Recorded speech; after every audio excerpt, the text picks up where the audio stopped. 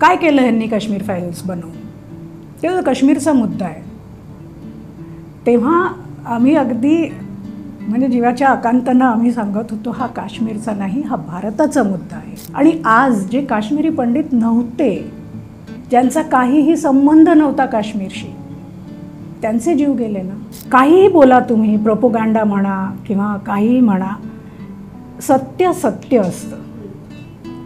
सत्य कधी लेफ्ट किंवा राईट नसतं, ते सत्यच असतं. पाय खेचणारे तुमचे खूप लोक असतात, पण तुम्ही एकदा काहीतरी ठरवलं आहे की हे आम्हाला हे करायचं आहे, ही आमची देशसेवा म्हणा तुम्ही. कारण आम्ही काय सोल्जर्स नाही आहोत, आम्ही काय हातात शस्त्र घेऊन आम्ही काही सीमेवर नाही उभे राहू शकत.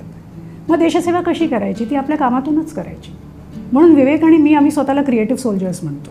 मग फक्त फन अँड डान्स सगळं सुरू झाल्यानंतर एक लोकांचीही मानसिकता बदलली की चला म्हणजे डोकं बाजूला ठेवून चित्रपट बघूया. हे आर्ट फॉर्मला हे असं कधी विचार करायला लागले लोक. तर एक सेकंड मी म्हटलं नाही रेणुका, मी नाही करू शकत ही फिल्म, कारण 15 वर्ष झाली मी फिल्म नाही केली आहे. मी अभिनय विसरले आहे की काय मला माहिती नाही. काय आहे तुझा कॉस्ट्यूम काय आहे. तेव्हा मी म्हटलं परकर पोलकर आहे, आणि त्यांनी सांगितलं तेल लावून वेण्या घालायच्यात. तेव्हा म्हटलं हे असं कोण करतं.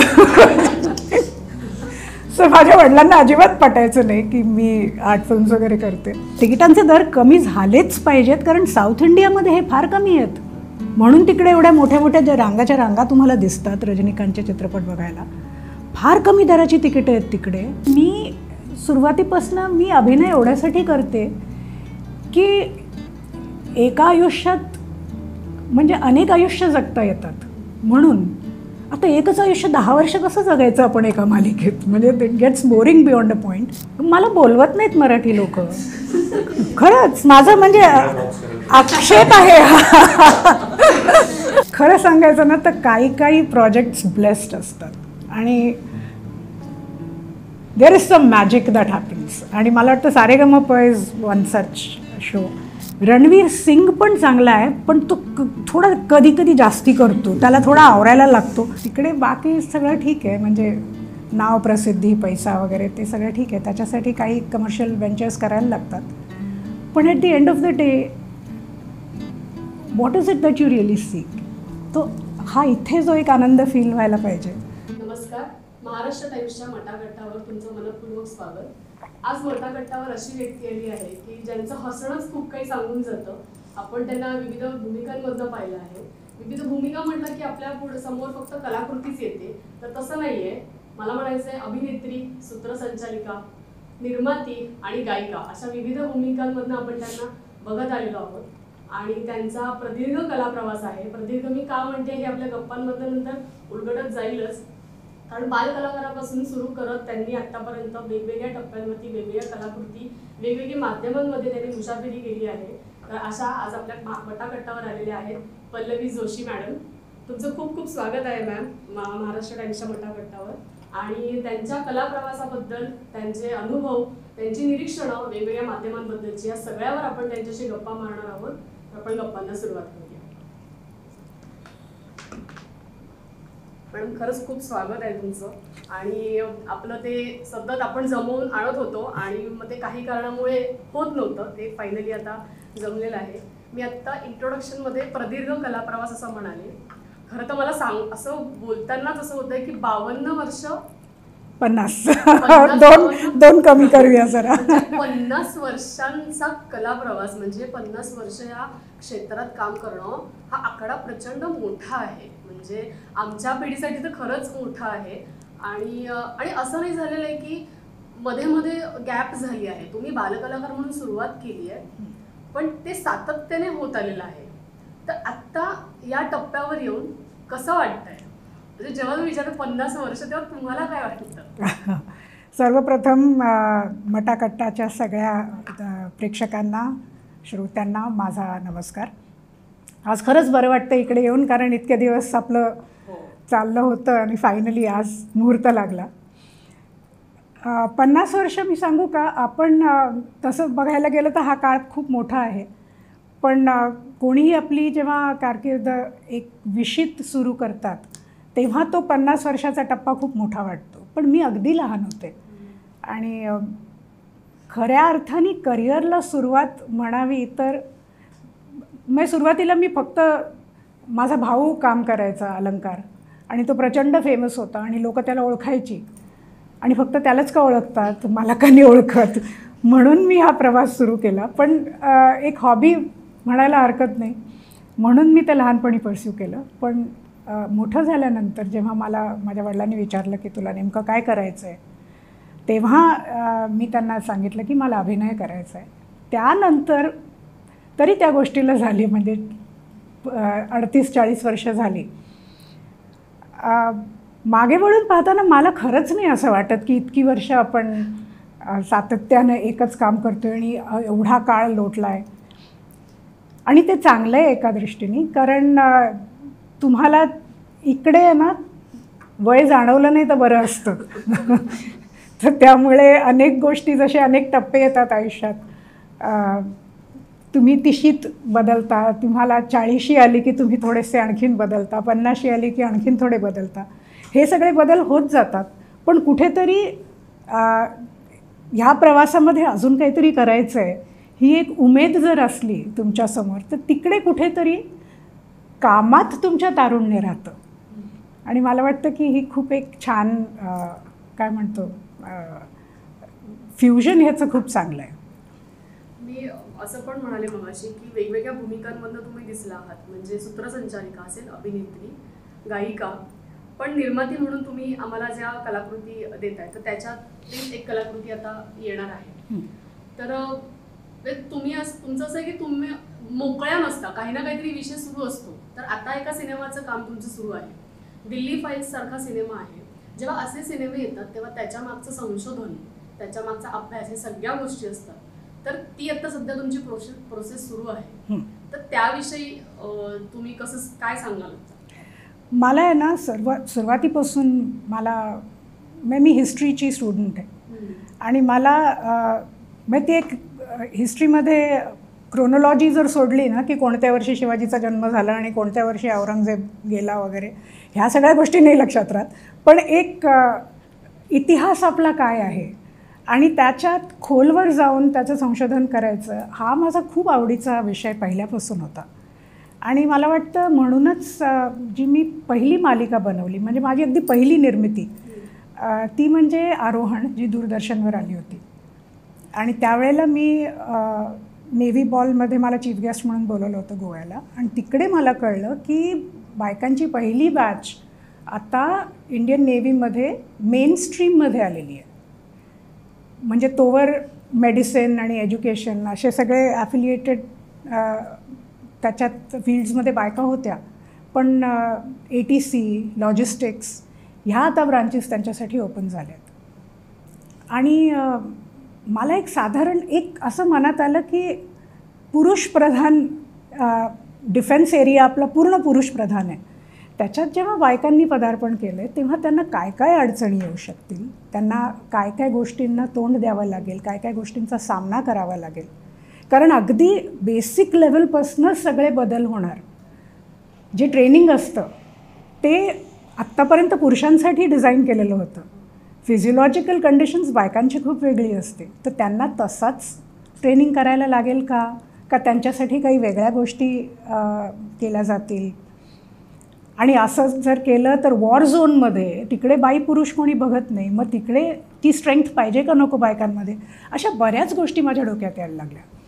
आणि त्यांनी आस्ता आस्ता एक म्हणजे डिफेन्सवाले स्वतःबद्दल नेहमी खूप कौतुकाने सांगत असतात, त्याच्यात त्यांनी मला एक गोष्ट सांगितली की आमच्या इथे कल्चर असं आहे पूर्ण की एका साध्या सेलरची बायको जरी आली रूममध्ये तरी आमचा CNC पण उभा राहतो तिच्या मानामध्ये. मग एवढा रिस्पेक्ट देतो आम्ही बायकांना. सो माझ्या तोंडून सहजपणे निघालं की अच्छा, ती बायको म्हणून तुम्ही तिला रिस्पेक्ट देताय, पण एक जेव्हा बाई ज्युनियर ऑफिसर बनेल तेव्हा तो सिनियर तिच्यासमोर उठणार का पुरुष बाईसमोर उठणार, असं मी सहजपणे विचारलं. आणि सगळे गांगरले, कारण 2 मिनटं कुणाकडे उत्तरच नव्हतं. आणि त्याच्यात मला कुठेतरी एक कथानक सापडलं. मी म्हटलं की ही चांगली आयडिया आहे, आपण ह्याच्यावरती काम करायला पाहिजे. आणि त्याच्यातून मग माझा पूर्ण रिसर्च सुरू झाला आणि त्या रिसर्चमुळे आरोहणसारखी सिरियल मी करू शकले आणि प्रचंड मजा येते रिसर्च करण्यामध्ये. आणि त्याच्यानंतर कर्मधर्म संयोगाने विवेक पण तसाच निघाला, आमची भेट झाली आणि मग आम्ही रिसर्च बेस्ड सब्जेक्ट्स करत आलो.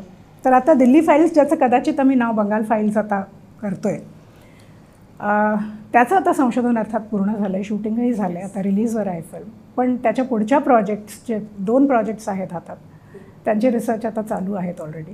1.5 वर्ष झाले. तुमचे डूज अँड डोंट्स काय असतात की हे करायचं आणि हे करायचं नाही, आणि प्रेझेंट करताना पण डूज अँड डोंट्स नेमकं काय ठेवतं? एक तर आहे ना, आम्ही हेअरसेवर जात नाही अजिबात. आणि दुसरी गोष्ट म्हणजे गुगलच्या पहिल्या पानात जी इन्फॉर्मेशन असते ती कधी एक्सेप्ट करू नये, कारण ती तुमची किती क्लिक्स येतात आणि तुम्ही किती बघितलं जातं एखाद्या गोष्टीला, त्याच्यावरती सगळं डिपेंड करतं. तुम्हाला ऑनलाईन जेव्हा तुमचा रिसर्च चालू असतो त्याच वेळेला तुम्हाला ज्या पुस्तकांमधनं तो घेतला गेला आहे, ज्या आर्काईव्समधनं तो घेतला गेला, ह्या सगळ्या गोष्टींबरोबर तो कोरॉबरेट करायला लागतो. आणि खूप डीप जाऊन जितकी लोकं, त्या काळची काही लोकं जर असतील तर त्यांचे इंटरव्ह्यूज घेतो आम्ही, त्यांच्याशी बोलतो जाऊन. आणि असे 4-5 वेगळ्या वेगळ्या अँगल्सनी, म्हणजे I call it a 5 pronged attack. तर त्या 5ही बाजूनी जेव्हा ते कोरॉबरेट होते एखादी गोष्ट, तेव्हा ती सत्य मानायची, तोवर ती सत्य नाही मानायची, कारण नाहीतर मग तुम्ही काहीही बोलू शकता. सो ते जर सगळ्या तारा जर जुळत नसतील प्रॉपर, तर ते सत्य मानता नाही कामा, मग तो हिअरसे आहे. मग ते कोणीतरी कॉन्स्पिरसी थिअरी ती असू शकेल. सो ह्या रिसर्चमध्ये एक तर वेळ लागतो, माणसंही लागतात, खूप पेशन्सही लागतो. आणि एकदा हा रिसर्च समोर यायला लागला की तो इतक्या प्रचंड प्रमाणात येतो की त्याच्यातून एक कथानक बनवायचं म्हणजे ती खरंच तारेवरची कसरत असते. पण जेव्हा कलाकृती निर्माती म्हणून तुम्ही निवडता की आपण अशा विषयावर सिनेमा करूयात किंवा वेब सिरीज किंवा कुठली कलाकृती, तेव्हा निर्माती म्हणून काय निकष असतात तुमचे, की काय चालेल हा डोक्यात विचार असतो, की काय आपण दाखवायला हवंय, का तुम्हाला आवडते ते दाखवायला, काय नेमके निकष असतात? एक तर आहे ना, सर्वात आधी आम्ही एक ठरवले की आम्ही जी कथा लोकांसमोर मांडणार आहोत ती भारतातली कथा पाहिजे, त्याच्यात आपली भारतीयता काहीतरी पाहिजे. कारण आम्ही म्हणजे सिनेमा बघायला खूप आवडतो सगळ्यांना, करमणूक होते, पण माझ्या दृष्टीने तुम्ही विचाराल तर मला सिनेमा हा करमणुकीचं साधन मी नाही मानत याला. कारण एखादी शिल्पकला जेव्हा तुम्ही बघायला जाता किंवा एखादी चित्रकला जेव्हा बघायला जाता, तेव्हा तुम्ही करमणूक तुमची होईल हे तुमच्या डोक्यात कधी नसतं. तुम्ही त्या आर्ट फॉर्मकडे आकर्षित होऊन तो आर्ट फॉर्म तुम्ही बघायला जाता. ज्या माणसांनी ते चित्र काढलेलं आहे त्या पेंटरच्या बाबतीत तुम्ही जाणून घेता, तुम्ही त्यांचे ब्रश स्ट्रोक्स बघता. सिनेमा मला वाटतं इतका मोठा आर्ट फॉर्म आहे कारण त्याच्यात जवळपास 35-36 क्राफ्ट्स एकत्र जोडलेले असतात. त्याच्यात तुमची सिनेमॅटोग्राफी आहे, त्याच्यात तुमचं एडिटिंग आहे, म्युझिक आहे, डान्स आहे, तुमचं डिरेक्शन आहे, त्याच्यात ॲक्टिंग आहे, फाईट पण एक कोरिओग्राफी असते फाईटची सुद्धा. सो अशा विविध गोष्टी त्याच्यामध्ये जोडल्या गेलेल्या असतात आणि प्रत्येक माणूस त्याच्यात कॉन्ट्रीब्यूट करतो. मेकअप आहे, त्याच्यात कॉस्ट्यूम आहे, ह्या सगळ्या गोष्टी पण तर खूप क्रिएटिव्ह आहेत. ह्या 34-35 क्राफ्ट्स जेव्हा एकत्र येतात आणि ते सगळे मिळून एक तुमच्यासमोर चित्रपट सादर करतात, त्याच्यामध्ये तुम्हाला एक इतका रिच एक्सपिरियन्स मिळायला पाहिजे, कारण you are seeing so many art forms together. हे सगळं सोडून आपण काय बघतो, आपण हा हु हाशे कसे मिळतील तेही करायला हरकत नाही, म्हणजे एखाद दुसऱ्या चित्रपटात ते व्हायलाही हवं, पण म्हणून सगळे चित्रपट तसे बनवायचे का आपण शेवटी चित्रपट बनवतोय का आपण सर्कस बनवतोय. तर त्यामुळे मी ह्या प्रोफेशनला खूप सिरियसली घेते आणि मला असं वाटतं की सर्वात पहिलं ह्याच्यामध्ये भारताचं काहीतरी दिसलं पाहिजे, कारण नाहीतर आपण चित्रपट बघतो त्याच्यात आपल्याला लंडनची स्टोरी कळते, आपल्याला न्यूयॉर्कची स्टोरी कळते, आपल्याला त्याच्यात ना भारतीय खानपान आहे, त्याच्यात कोणीतरी नूडल्स खातं आहे, कोणीतरी पास्ता खातं आहे. म्हणजे मी ह्यांना कंडम नाही करत आहे अगदी, पण कुठेतरी तुम्हाला काहीतरी Indianness, some sense of India तुम्हाला मिळायला पाहिजे. कारण मी जेव्हा बाहेरच्या फिल्म्स बघते, मी कोणती इराणियन फिल्म बघते, मी कोणती युरोपियन सिनेमा जेव्हा बघते, कोणता आपण आजकाल डेन्मार्कचे खूप छान छान, स्वीडन आणि डेन्मार्कचे खूप चांगले चित्रपट यायला लागले आहेत. त्याच्यामध्ये त्यांचं जे त्यांची लाईफस्टाईल आहे, त्यांचं जे राहणीमान आहे, त्यांचा मिडल क्लास जो आहे किंवा त्यांच्या तिथले जे प्रॉब्लेम्स आहेत, त्याचं कुठेतरी तुम्हाला एक थोडीशी त्याची झलक मिळत राहते. म्हणजे तुम्ही जेव्हा त्यांचा सिनेमा बघता तेव्हा त्यांच्या सिनेमामार्फत तुम्ही त्यांच्या देशाबद्दल, त्यांच्या कल्चरबद्दल तुम्हाला काहीतरी शिकायला मिळतं. आपल्या चित्रपटातून तसं काहीच मिळत नाही. आपल्या चित्रपटातून फक्त NRI कल्चर मिळतं आपल्याला, जे आपण बघतच असतो, कारण आपल्या सगळ्यांचे कोण ना कोण नातेवाईक तिकडे आहेतच परदेशी. तर म्हणून एक तर सर्वात पहिलं आम्हाला भारतीय स्टोरीज करायच्या, आणि दुसरी गोष्ट म्हणजे एक असा इतिहास लोकांसमोर मांडायचा की जो त्यांना माहिती नाही आहे. अनेकदा काय होतं, आपण म्हणतो ग्रेटर गुडसाठी बऱ्याच गोष्टी लपवल्या जातात. पण माझं असं म्हणणं आहे की एखादं लहान मूल जेव्हा तुम्हाला असा काहीतरी प्रश्न विचारतो की जो त्यांनी विचारू नये, तेव्हा मोठी लोकं काय करतात, आपण या तर त्यांना सांगतो मुलांना की बाबा हे वय नाही, तुझं मोठा झालास ना की तुला कळेल, किंवा आपण त्यांना डायव्हर्ट करतो की अरे तू ते पाहिलंस का, तिकडनं ट्रेन येते माहिती आहे, असं करून काहीतरी करून आपण त्यांना डायव्हर्ट करतो. पण म्हणून मूल 18 वर्षाचं झाल्यानंतर त्याला कळायला पाहिजेत का नको गोष्टी, नाही तर त्याच्या फ्युचरचं काय. तर तुम्ही जसजसं तुम्ही तुमची पात्रता होते सत्य जाणून घ्यायची, तेव्हा तुम्हाला ते सत्य कळलं पाहिजे.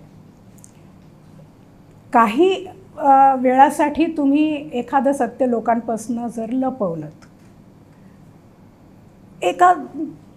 एका दृष्टिकोन असेल तुमचा एक की आत्ता हे सत्य कळलं तर दंगे होतील किंवा जाळपोळ होईल किंवा आणि काहीतरी प्रॉब्लेम्स होतील देशात, तर आत्ता हे जरा आपण लपवूया. ठीक आहे, हरकत नाही, तो तुमचा डिसिजन होता. पण काही वर्षानंतर सगळ्या गोष्टी डिक्लासिफाय व्हायला पाहिजेत का नको, ते सत्य बाहेर यायला पाहिजेत का नको. सो आम्ही पहिला प्रयत्न जेव्हा केला ताशकंद फाईल्समध्ये, तेव्हा शास्त्रीजींच्या मृत्यूला 60 वर्ष झाली होती, आणि त्याच्यानंतर आम्ही RTIs वगैरे खूप पाठवले. आम्हाला एकही त्याच्यातून पेपर नाही मिळाला, एकही पेपर नाही मिळाला. एकच आम्हाला शेवटी उत्तर मिळालं की ह्याच्यावरती एक पेपर अवेलेबल आहे, पण तो क्लासिफाईड आहे, आम्ही नाही करू शकत, तो देऊ नाही शकत तुम्हाला. सो आम्ही परत आर्ग्युमेंट पाठवलं होतं की 60 वर्ष झाली आहेत, 50 वर्षांनी डिक्लासिफाय करू शकता तुम्ही डॉक्युमेंट्स, पण नाही केले. आणि त्यामुळे आम्हाला मग शास्त्रीजींच्या फॅमिलीसोबत आम्ही बोललो. त्यावेळेचे जे डिफेन्सची लोकं होती, तत्कालीन काही त्यावेळेला होते, हयात होते, आम्ही त्यांच्याशी बोललो, त्यांचे इंटरव्ह्यूज घेतले. गव्हर्मेंटमध्ये काही ऑफिसर्स होते त्यावेळेला जे रिटायर्ड होते, त्यांच्याशी आम्ही बोललो. असं करत करत करत आम्ही ते सगळे, मग आम्हाला पार्लिमेंटचे रेकॉर्ड्स मात्र मिळाले आम्हाला. सो पार्लिमेंटच्या रेकॉर्ड्सवरनं मग आम्हाला जे जे फॅक्टर्स त्याच्यात कळत गेले ते सगळे जोडले, आणि लहानपणापासून प्रत्येकाच्या घरात हा विषय बोललाच जात होता. म्हणजे माझ्या घरी तर मला आठवतं आहे की माझी आजी विमल घैसास, आईची आई, आणि माझे वडील हे भयंकर पॉलिटिक्सवरती यांना बोलायला आवडायचं, आणि नेहमी दोघांची भांडणं व्हायची, कारण एका पार्टीचा दुसऱ्या पार्टीचा असं. सो त्यांच्यामध्ये नेहमी असं व्हायचं की शास्त्रीजींना सोयीस्करपणे मारलं आहे हे ओपन सिक्रेट आहे. आणि मला लहानपणापासून प्रश्न पडायचा की ओपन सिक्रेट ह्याचा अर्थ काय, म्हणजे ओपन आहे तर सिक्रेट नाही आहे, आणि जर सिक्रेट आहे तर ओपन कसं आहे. आणि हे कुठेतरी बॅक ऑफ द माइंड होतं. त्याच्यामुळे जेव्हा हे कथानक समोर आलं तेव्हा अगदी नॅचरली आम्ही त्याच्यात मी तर खूप बुडून गेले होते. सो अशी ताशकंद फाईल्स नंतर मग आम्ही काश्मीरचा इश्यू घेतला, आणि आता आम्ही बंगालचा इश्यू घेतला. सो असे काही ज्या गोष्टी आहेत की ज्या आपल्यापासून सोयीस्करपणे लपवूनच ठेवल्या आहेत, आणि त्या उघड करायची कुणाचीही इच्छा नाही आहे, त्या विषयांना लोकांसमोर आणण्याची गरज आहे असं आम्हाला वाटतं. कारण तुमचा जर भूतकाळ तुम्हाला माहिती नसेल तर तुम्ही तुमचं भविष्य नाही ठरवू शकत. ते चुकीच्या डिरेक्शननीच जाणार. म्हणजे मला उदाहरण द्यायला आवडत नाही आहे, पण आत्ता जे काही पहलगाममध्ये झालं, काही स्केप्टिक्स होते की ज्यांनी काश्मीर फाईल्स प्रोपोगंडा वगैरे असं सगळं म्हटलं होतं. आणि काय केलं ह्यांनी काश्मीर फाईल्स बनवून? ते काश्मीरचा मुद्दा आहे. तेव्हा आम्ही अगदी म्हणजे जीवाच्या आकांतानं आम्ही सांगत होतो हा काश्मीरचा नाही, हा भारताचा मुद्दा आहे. काश्मीर भारताचा हिस्सा आहे आणि खूप लांब आहे आणि तुम्ही फक्त पर्यटनाचं स्थान म्हणून त्याला बघत असलात तरीसुद्धा Kashmir is an integral part of India. Please don't forget it. तिकडे जे झालं आहे ते फक्त काश्मीरी पंडितांबरोबर नाही, ते भारतीयांबरोबर झालं आहे. आणि आज जे काश्मीरी पंडित नव्हते, ज्यांचा काहीही संबंध नव्हता काश्मीरशी, त्यांचे जीव गेले ना. म्हणजे हा फक्त काश्मीरचा प्रॉब्लेम होता का? हा होता ना पूर्ण भारताचा प्रॉब्लेम. म्हणूनच आता तुम्ही आमची पुढची फिल्म बघा आणि त्याला पण भारताचा प्रॉब्लेम समजा, असे विषय लोकांसमोर मांडायचे. हे कुठेतरी आम्ही ठरवलं की this is the need of the hour. कारण एक साधारण 2000 पासून ते आपण एक इंडिया शायनिंगच्या एका काय म्हणतो आपण ऑर्बमध्ये आहोत आणि फार सगळं मस्त चालू आहे. जिकडे जावं तुम्ही परदेशात, जिकडे जाता तिकडे तुम्हाला इंडियन्स भेटतात, त्याच्यामुळे Indians are doing very well. तर आपण आहोत, we are actually doing very well, touch wood. पण त्याचबरोबर काही सोशिओ पॉलिटिकल आणि काही जिओ पॉलिटिकल रियालिटीज आपल्या अवतीभोवती ज्या आहेत, ज्याबद्दल आपल्याला एक अक्यूट अवेअरनेसची गरज आहे. आणि आत्ताच्या परिस्थितीत जेव्हा the entire world is going back to tribal mentality, प्रत्येकजण, अमेरिकासुद्धा, white Americans are trying to claim America back, Germans are trying, conservatives are trying to claim it back, हिंदुस्थानातही आपल्या तेच चालू आहे. असं असताना तुम्हाला नेमका तुमचा भूतकाळ काय होता ते जाणून घ्या, so that you know what are the correct steps to take. पण मॅडम, हे सगळं करताना रिस्क फॅक्टरचा किती विचार केला जातो? रिस्क आहे. म्हणजे काय करणार मी, काश्मीर फाईल्स रिलीज झाल्यानंतर आमची मूव्हमेंट खूप रिस्ट्रिक्ट झाली. आम्हाला सिक्युरिटी बरोबर, आता आम्हाला म्हणजे विवेकला सिक्युरिटी बरोबर राहावं लागतं. आणि it's not a police security, ती सेंट्रल सिक्युरिटी आहे, CRPFची सिक्युरिटी आहे. आणि एक प्रायव्हसी जी असते ती निघून गेली कम्प्लिटली. म्हणजे आम्ही दोघंजण आणि आमची मुलं, आता आम्ही एकत्र प्रवास नाही करू शकत एका गाडीत, कारण ते सिक्युरिटीवाले नेहमी बसलेले असतात. आम्ही जे बोलतो ते नेहमी ते ऐकतात. म्हणजे असं नाही की ऐकू नये कोणी, पण काही आपल्या कौटुंबिक गोष्टी काही असतात त्या आपल्याला, you don't want to talk about it in front of people. पण now you have to take the good with the bad. काय करणार? मध्यंतरी सुभाष घई म्हणाले होते, म्हणजे तुम्ही हा म्हणाला त्याच्यावर मला आठवतं, ते म्हणाले होते की आत्ताच्या हिंदी सिनेमांमधनं भारतीयत्व थोडंसं कमी होत आहे. हो. तर तुम्ही तो मुद्दा म्हटल्यानंतर मला ते आठवलं की आत्ता जे इंडस्ट्रीमध्ये फार कमी जण या मुद्द्याचा विचार करतात, त्यापैकी एक तुम्ही आहात असं मला वाटतं. तुम्ही आत्ता हे जे सगळं सांगितलं, तर ते एक विचार तुमचे तयार होत गेले तुमच्या जडणघडणीतनं. आणि मला वाटतं की त्या सगळ्यामध्ये श्याम बेनेगल सर यांचा खूप महत्त्वाचा वाटा आहे. तर त्यांच्याविषयी, म्हणजे तुम्ही एकदा असं म्हणाला होतात की वर्ल्ड सिनेमा तुम्हाला त्यांच्यामुळे ओळखीचा झाला, तुम्ही त्यांच्यामुळे वर्ल्ड सिनेमाची तुमची ओळख झाली. त्यांच्याविषयी ऐकायला आवडेल. श्याम बेनेगलनं मी एक खूप गोड वयात भेटले. म्हणजे मी 16 वर्षाची होते आणि खूप इम्प्रेशनेबल एज असतं ते. आणि मी आता नेहमी म्हणते की अशा वयात मी जर कोण त्यावेळेचे मोठे डिरेक्टर्स होते, रमेश सिप्पी आहेत, सुभाष घई आहेत, किंवा अजून कोणी त्यावेळेला राज सिप्पी वगैरे, ह्या लोकांबरोबर जर मी काम केलं असतं तर बहुतेक माझी वेगळी दिशा तयार झाली असती कुठेतरी. बौद्धिकदृष्ट्या.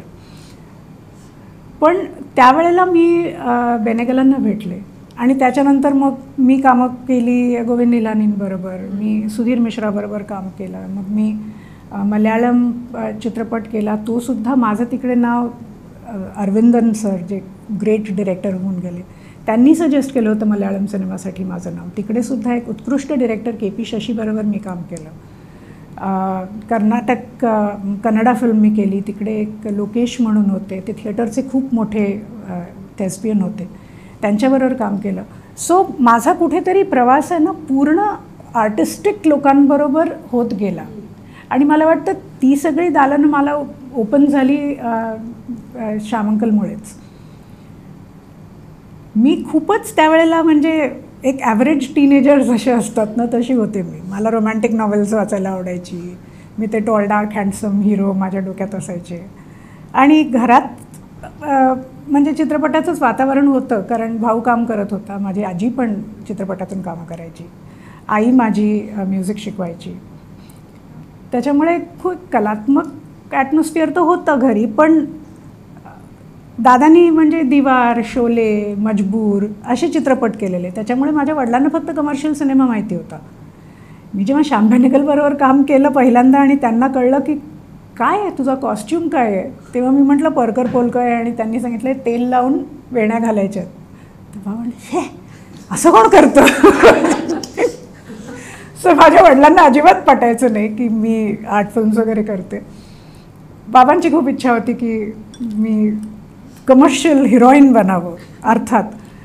आणि त्या सेटवरती शबाना आझमी, ओमपुरी, कुलभूषण खरबंदा, अन्नू कपूर, पंकज कपूर, हरीश पटेल, के रैना, जयंत कृपलानी, नीना गुप्ता, म्हणजे तुम्ही म्हणाल ते क्रीम ऑफ द क्रॉप सगळेजण होते तिकडे.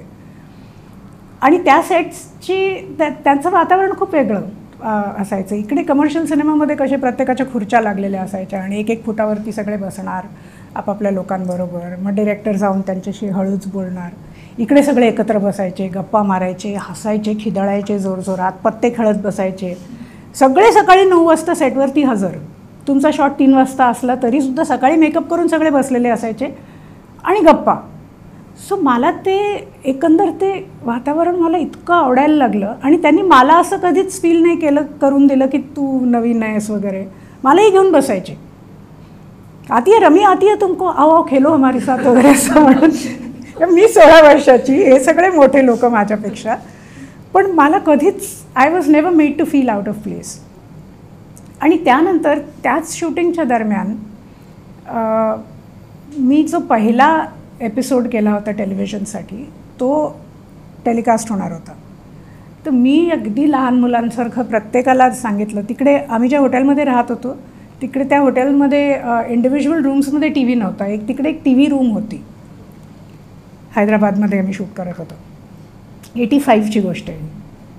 म्हटलं माझी सिरियल येते आज रात्री 9 बजे टेलिकास्ट आहे, आप देखिए. मी पंकजला सांगितलं, मी अन्नू कपूरला सांगितलं, मी शबानाजींना सांगितलं, मी ओमपुरींना सांगितलं. प्रत्येकाच्या रूममध्ये जाऊन मी पूर्ण दिवस सकाळपासून संध्याकाळपर्यंत सगळ्यांना सांगत होते. आणि 9:15 वाजता सगळे आले आणि ते येऊन बसले आणि असे TV कडे बघत होते की आता सुरू होणार. आणि तेव्हा मी एक नजर फक्त अशी सगळी मी आणि I realise what I have done. आणि मला मी नर्वस झाले आणि माझ्या डोळ्यातून घळाघळा पाणी यायला लागलं. मी म्हटलं the best of Indian talent is sitting in this room. Shyam Benegal बसलेले, अशोक मेहता बसलेले, वनराज भाटिया बसलेले. मी म्हटलं मी काय केलं आहे माहिती म्हणजे धरती तू फट जा असं वगैरे झालं होतं माझं त्यावेळेला. आणि सुरू झालं आणि आस्ता आस्ता शबानाजी oh so nice, oh what a lovely reaction, oh this is so amazing. आणि सगळेजण बोलायला लागले, म्हणजे दाद द्यायला लागले अक्षरशः. आणि ते त्यांचं बोलणं ऐकून मला अजून रडायला यायला लागलं. पण at the end of that day I realised की कोणत्याही कलाकारासाठी हे किती गरजेचं असतं की त्याला शाबासकी देणं. आणि दॅट वॉज अ टाईम मी ठरवलं की नाही, this is the cinema for me. तिकडे बाकी सगळं ठीक आहे, म्हणजे नाव, प्रसिद्धी, पैसा वगैरे ते सगळं ठीक आहे, त्याच्यासाठी काही कमर्शियल व्हेंचर्स करायला लागतात. पण at the end of the day what is it that you really sick, तो हा इथे जो एक आनंद फील व्हायला पाहिजे तो मला त्यांच्याकडे आणि त्यांच्या प्रत्येक सेटवरती मला तो जाणवायचा. त्याच्यानंतर म्हणजे आणि तेही बसून खूप गप्पा मारायचे माझ्याशी. मला विचारायचे तू काय पाहिलंस, do you watch English movies, तर मी म्हटलं येस. आणि त्यावेळेला काय म्हणजे एक तर इंग्लिश मूव्हीज यायच्या नाहीत, फक्त टाऊनला असायच्या. आमच्या इथे एक श्री टॉकीज होतं माहीमला, आणि तिकडे त्या क्रेझी बॉयज आणि असे काहीतरी घाणेरडे फिल्म्स यायच्या, आणि ते मी आणि माझा दादा आम्ही बघायला जायचो. सो मी अगदी फार त्यांना हो मी इंग्लिश फिल्म्स बघते म्हणून मी क्रेझी बॉईज वगैरे सांगितलं, आणि मला तो लुक आठवतो आहे अजून. मग त्यांनी मला सांगितलं की नाही असं असं हे बघ, तू कुठे बघता येईल तुला, मग रशियन लायब्ररीमध्ये तुला मिळेल, मग तिकडे अमुक मिळेल तमुक मिळेल. कालांतराने VHS VCRs आलेच. मग त्याच्यानंतर त्यांनी मला आणखीन फिल्म्स सजेस्ट करायला सुरुवात केली. मग मला मेकअपबद्दल ते सांगायला लागले. श्याम बेनेगल मुळात मेकअपमॅन, हे फार कमी लोकांना माहिती आहे. He started his career as a makeup man. So त्यांनी माझा एक दिवशी मेकअप केला स्वतः आणि म्हणाले की I teach you the tricks of makeup but I do half of your face first. म्हणून मग त्यांनी हा अर्धा केला आणि नंतर मला म्हणाले आता तुला डिफरन्स कळतो आहे का. म्हटलं हो कळतो आहे. म्हणे चल मी आता हा करतो. हा करायला लागल्यावर ते म्हणाले दीज आर 2 डिफरंट फेसेस. आणि त्यांनी मला काय सांगितलं की माझे दोन्ही प्रोफाईल खूप वेगळे आहेत. सो अशा म्हणजे बऱ्याच छोट्या छोट्या गोष्टी ना एक घडवलं जातं ना एका कलाकाराला सुद्धा. ते मला वाटतं मी घडले तिकडे. तुम्ही सिनियर्स कडून होणारं जे ॲप्रिशिएशन आहे, जे पूर्वी जे तुम्ही उदाहरण दिलं, ते आजच्या घडीला आज इंडस्ट्रीमध्ये होतं का, घडतं का, तुमच्या दिसण्यात बघण्यात आहे? मी खरं सांगू का, कमर्शियल सिनेमाशी माझं काही घेणं देणं नाही आहे आणि मी बऱ्याच वर्षात कमर्शियल चित्रपट केला नाही आहे. पण आमच्या सेटवरती होतं. म्हणजे आमच्या सेटवरती आय मेक शुअर, आणि आता विवेक पण खूप कौतुक करतो स्वतःच्या ॲक्टर्सचं आणि खूप त्यात प्रोत्साहन त्यांनीच मिळतं. म्हणजे तुम्ही एखाद्या शॉटमध्ये त्यांचं कौतुक केलं तर पुढचा शॉट ते आणखीन जीव ओतून करतात. सो आमच्या सेटवरती तर सगळ्या आमच्या ॲक्टर्सना तर आम्ही डोक्यावर बसवतो. मगाशी जो आपली चर्चा झाली रिसर्चची आणि संपूर्ण सिनेमाच्या मेकिंगची, cinema is a soft power या विधानाशी तुम्ही किती सहमत आहात, त्याला तशा प्रकारे बघता, काय तुमचा दृष्टिकोन आहे? सिनेमा 100% सॉफ्ट पॉवर आहे. म्हणजे सेकंड वर्ल्ड वॉरनंतर ज्या पद्धतीने हॉलिवूडनी आपल्या सिनेमाला यूज केलं आणि जे पूर्ण ज्यूजचं जे नॅरेटिव्ह होतं ते ज्या पद्धतीने त्यांनी पुढे नेलं आहे, म्हणजे अगदी तुम्ही साऊंड ऑफ म्युझिकपासून बघा तर ते आत्तापर्यंत शिंडलर्स लिस्ट आणि पियानिस्टपर्यंत त्यांनी ते सोडलं नाही कधी. त्यांनी हॉलोकॉस्ट लोकांना विसरू नाही दिला आणि वेगवेगळ्या पद्धतीने त्यांनी चित्रपट बनवले. साऊंड ऑफ म्युझिक पूर्णपणे it was a fun film. तुम्हाला वाटलंही नव्हतं की ह्याचं काही सेकंड वर्ल्ड वॉरशी आणि नाझिझमशी काही घेणं देणं असेल अंटिल द व्हेरी एंड, जेव्हा क्रिस्टोफर प्लमरला त्या हिटलरकडनं बोलवलं जातं कॅप्टन वॉन ट्रॅपला. तिथपर्यंत सगळं व्यवस्थित होतं आणि नंतर मग ते कसे स्वित्झर्लंडला पळतात. आणि it was a true story. त्याच्यावर त्यांनी बेस केलं. प्रत्येक तुम्ही बघा एक दर 3-4 वर्षाच्या गॅपनी त्यांनी ते हॉलोकॉस्ट एक सांगत गेले, त्याच्या स्टोरीज सांगत गेले लोकांना आणि त्यांनी एक पूर्ण नॅरेटिव्ह क्रिएट केलं. सो ही पॉवर नाही आहे तर दुसरं काय आहे. फक्त सत्ता तुमच्या हातात नाही म्हणून त्याला सॉफ्ट पॉवर म्हणायचं.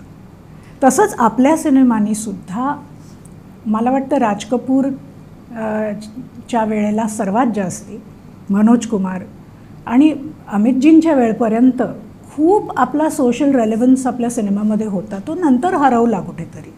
तेच सगळं इंडिया शायनिंगच्या ह्याच्यात आपलं सगळंच निसटायला लागलं हातातून. पण तिथपर्यंत कॉमन मॅन प्रॉब्लेम जो होता तो चित्रपटात दिसायचा आणि कुठे त्याच्यामुळे तुम्हाला आणखीन उसणं काही भारतीयता त्याच्यात दाखवायची गरज नव्हती. जे आज संशोधन आम्हाला करायला लागतं आहे ते 1970च्या दशकापर्यंत करायची गरज नव्हती, कारण त्याच्यात खूप आपले जे सामाजिक प्रश्न होते ते समोर येत होते. तोच तो ठाकूर, जमीनदार लँड ग्रॅबिंग, हे जे सगळे आपले त्यावेळेचे प्रॉब्लेम्स होते, अनएम्प्लॉयमेंट, हे आपण प्रत्येक फिल्ममध्ये आपण हाताळले आहेत ते विषय. पण त्यानंतर सगळेच मग फक्त फन अँड डान्स सगळं सुरू झाल्यानंतर एक लोकांचीही मानसिकता बदलली की चला म्हणजे डोकं बाजूला ठेवून चित्रपट बघूया. हे आर्ट फॉर्मला हे असं कधी विचार करायला लागले लोक, म्हणजे मला फार त्याचं आश्चर्य वाटतं. मी अवाक होते कधी कधी की माइंडलेस कॉमेडीज कशा बनवतो आपण. मी पुन्हा एकदा मॅडम तुमच्या कला प्रवासाच्या सुरुवातीच्या टप्प्यावर जाणार आहे. बालकलाकार म्हणून तुम्ही सुरुवात केली आणि मराठी सिनेमांमध्ये तुम्ही बालकलाकार म्हणूनच दिसला आहात. मला वाटतं 2-3 सिनेमांमध्ये तुम्ही बालकलाकार म्हणून दिसला आहात. पण पुन्हा मराठी सिनेमात जाण्यासाठी बरीच वर्ष गेली. हो, हो. म्हणजे रीटामध्ये मला वाटतं तुम्ही त्याच्यानंतर बालकलाकारानंतर डायरेक्ट तुम्ही रीटामध्ये दिसला. जवळजवळ 25-30 वर्ष म्हणजे दिसलात नाही तुम्ही मराठी प्रेक्षकांना मराठी सिनेमांमध्ये. तर काय ह्याच्या मागचं नेमकं कारण होतं? मला बोलवत नाहीत मराठी लोक, खरंच. माझं म्हणजे आक्षेप आहे मला खरंच. मी मराठी चित्रपट बघते, बरेच फिल्म्स मी बघते आणि मला कित्येकदा असं वाटतं की अरे मी कॅरेक्टर मी छान करू शकले असते, पण मला नाही बोलवत कारण मला ते हिंदीतले समजतात. आणि एक दुसरी गोष्ट म्हणजे आपली भारतीय मेंटॅलिटी जी असते की कोणत्याही, आता असं विवेक माझ्याबरोबर काम करतो, मग विवेकची प्रत्येक फिल्म मी प्रोड्यूस करते, तर विवेककडे लोक याची थांबत नाहीत की त्यांना असं नाही वाटत की हा आता फक्त आपल्या बायकोबरोबर काम करतो. पण मी जर विवेकबरोबर काम करायला लागले तर सगळ्यांना वाटतं ही आता फक्त नवऱ्याबरोबर काम करते. मग त्याच्यात ते सोयीस्करपणे विसरतात की I am also a professional आणि मी इतकी कामं आधी केलेली आहेत, तर मी असता नाही आता फक्त नवऱ्याबरोबर काम कर असं का मी विचार करेन. सो असं असतं कधी कधी. मला वाटतं की वाटत असेल लोकांना, पण मला आवडेल मराठीत काम करायला. आणि माझ्या फक्त 2 मैत्रिणींनी मला कामं दिली आहेत मराठीमध्ये, एक म्हणजे रेणुका आणि दुसरी म्हणजे मृणाल.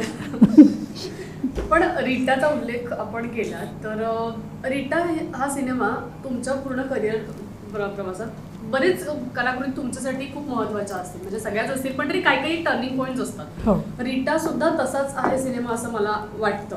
तुमच्यासाठी तो किती महत्त्वाचा आणि किती जवळचा आहे? रीटा एक खूप म्हणजे त्याचा सिग्निफिकन्स खूप आहे माझ्या आयुष्यात. कारण me making of the Mahatma हा चित्रपट केला होता 1994 का 95 मला वाटतं. 95-96 आला तो.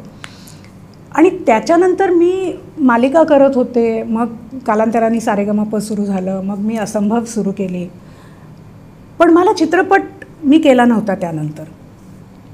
आणि विवेकनी मला गोल त्यांनी जी फिल्म बनवली त्याच्यात त्यांनी मला सांगितलं होतं एक रोल कर म्हणून, पण त्याला 2 महिने लंडनमध्ये जायचं होतं.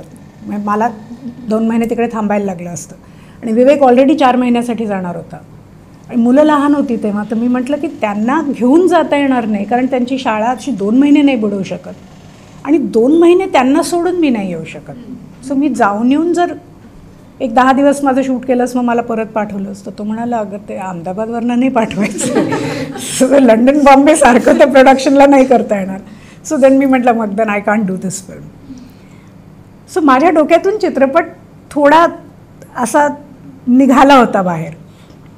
आणि रेणुकाचा मला मेसेज आला की मी अशी आईच्या कादंबरीवरती मी चित्रपट बनवते वगैरे. म्हटलं अरे व्हेरी गुड, अमुक तमुक. मग आम्ही बोललो, तिने मला स्टोरी वगैरे सांगितली आणि तिने मला एका ॲक्ट्रेसचं नाव तेव्हा सांगितलं होतं की मी तिला ऑडिशन करते because she is my perfect Rita. जी डार्क डस्की असा एक तिला लुक पाहिजे होता. तर म्हटलं ओ वंडरफुल, ती शील डू अ ग्रेट जॉब वगैरे. आणि असं प्रत्येक वेळेला अगं नाही शी डंट वर्कआउट, मग आता मी अमुक अमुकला ट्राय करते. आणि अशा बऱ्याच ॲक्ट्रेसेसची नावं तिने मला सांगितलेली होती. सो मी आपली प्रत्येक वेळेला हां अरे अच्छा नाही but this one is better, that one is better असं आमचं चालायचं. आणि एक दिवशी एकदम तिने मला फोन केला आणि ती म्हटली अगं पल्ला मला तुला विचारायचं आहे काहीतरी, तू करशील का रीटा? म्हटलं हो जरूर करेन की. मला वाटलं ती मला एखादा स्पेशल अपिअरन्स किंवा गेस्ट अपिअरन्स वगैरे सांगते. म्हटलं अरे तुझी फिल्म आहे, 100% करीन मी. ती म्हणजे हां मला पण, मी म्हटलं माझ्या डोक्यात कसं नाही आलं पहिलं तुला विचारायचं. म्हटलं हो जरूर करीन.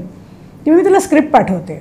म्हटलं हां पाठव, कारण मला तू कसं ॲडॅप्ट केलं आहेस तेही मला वाचायचं आहे. मी पूर्ण स्क्रिप्ट वाचलं आणि मी म्हणते कोणती कॅरेक्टर. मी शेवटी तिला फोन केला. म्हटलं अगं तू मला कॅरेक्टरचं नाव नाही पाठवलंस. ती म्हटली अगं रीटा.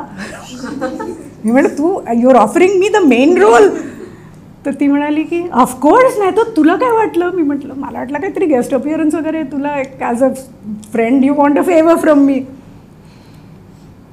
तर एक सेकंड मी म्हटलं नाही रेणुका, मी नाही करू शकत ही फिल्म, कारण 15 वर्ष झाली मी फिल्म नाही केली आहे. मी अभिनय विसरले की काय मला माहिती नाही.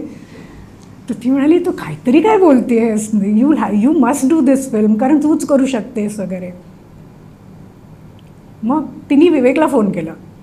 ती म्हणली आज पल्लवी गॉन मॅड, ती असं का म्हणते मला, तू बोल तिच्याशी. मग विवेक मला म्हणाला की नाही क्यों कह रही हो.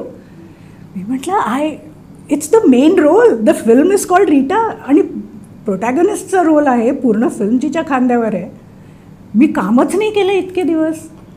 तर तो म्हणाला नाही ये सब मत करो, you have to do the film. आणि पहिल्या दिवशी फिल्मच्या मी केली फायनली, हो म्हटलं तिला. माझी अशी धाकधूक होत होती ना, मी म्हणजे प्रचंड नर्वस होते पहिल्या दिवशी. आणि पहिला शॉट झाला, दुसरा झाला, तिसरा शॉट जेव्हा झाला तेव्हा मी म्हटलं अरे आपण का घाबरत होतो, दिस इज होम टेरिटरी आहे आपली. पण तो जो मधला काळ जो गेला from saying yes to her, मग ते कॉस्ट्युम्स आणि मेकअप ट्रायल्स आणि फोटोशूट्स, त्या सगळ्या ह्याच्यामध्ये मला प्रचंड टेन्शन आलं होतं. बट मला सिग्निफिकंट एवढ्यासाठी म्हणायची ती फिल्म, कारण it took Renuka to actually have confidence in me when I didn't have confidence in my self.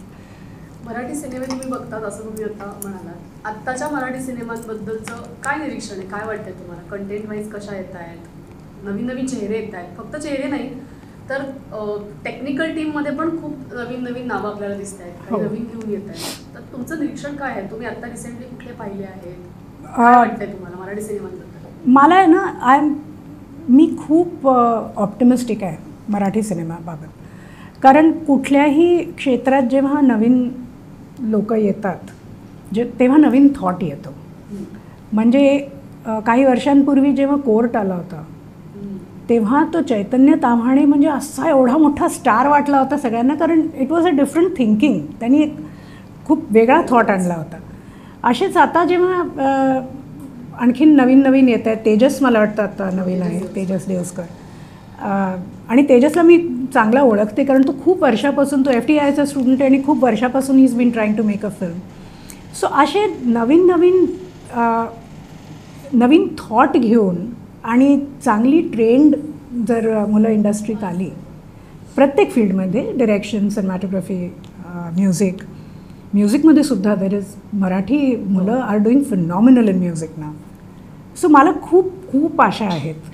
पण आत्ता एक जनरल जी उदासीनता पूर्ण चित्रपट क्षेत्रावर पसरली आहे ती आपण थोडा वेळ जर विसरलो, म्हणजे कारण ती हिंदीवरती पण आहे आता, फक्त साऊथ इंडियन फिल्म्स चालतात, कारण त्याच्या nobody is got anything to lose. पण जसा एक काळ आला होता मध्यंतरी जेव्हा VCR नवीन नवीन आले होते आणि सगळे ते 24 तास भाड्यावर मिळायचे आणि जेवढ्या फिल्म्स बघता येत आहेत तेवढ्या बघा, तर सगळे घरीच बसायला लागले होते त्यामुळे. आणि त्यावेळेला quality doesn't matter to people. त्यांना हे कळत नव्हतं की जी क्वालिटी तुम्हाला सिनेमावरती, स्क्रीनवरती मिळते ती घरात नाही मिळू शकत. पण असं असताना ज्यांची अफोर्डेबिलिटी नव्हती, ज्यांना तो 24 तास भाड्यावरती आणता यायचा नाही, अशी लोकं मग सिनेमागृहात जायला लागली आणि मग त्यांच्या टेस्टप्रमाणे फिल्म्स बनायला लागल्या. म्हणून 80च्या दशकातल्या फिल्म्स बऱ्यापैकी, म्हणजे त्याचं काय म्हणतो आपण, फारच डिक्लायनिंग स्टेटस होतं त्याचं. मेकअप वॉज बॅड, स्टोरीज वर bad, music was bad, actors वर बॅड, म्हणजे सगळेच का तो प्रचंड भीषणच होतं सगळं त्यावेळेला. अनफॉर्च्युनेटली मी पण त्याच वेळेला इंडस्ट्रीत पाऊल ठेवलं ॲज अ ग्रोन अप. पण आय स्टील रिमेंबर फार म्हणजे आता आजकाल जेव्हा तुम्ही त्या जिने नहीं दूंगा आणखीन काय आग की पुकार अशा वगैरे तुम्ही सगळ्या फिल्म्स बघता तेव्हा तुम्हाला कळतं व्हॉट वी बीन थ्रू. पण म्हणजे आपण केलं त्याच्यावरती, we did tide over it. तसंच आत्ता हे जे काही आहे we will tide over it. हे कोविडमुळे जरा लोकांना लोकांच्या सवयी बदलल्या आहेत. पण म्हणून आपल्याला सिनेमा लोकांना असा दाखवायला पाहिजे की तो त्यांनी त्या स्क्रीनवरतीच बघितला पाहिजे. जसं एक मार्वलनी ट्राय केलं होतं, पण of course it became a little too much for every one beyond a point.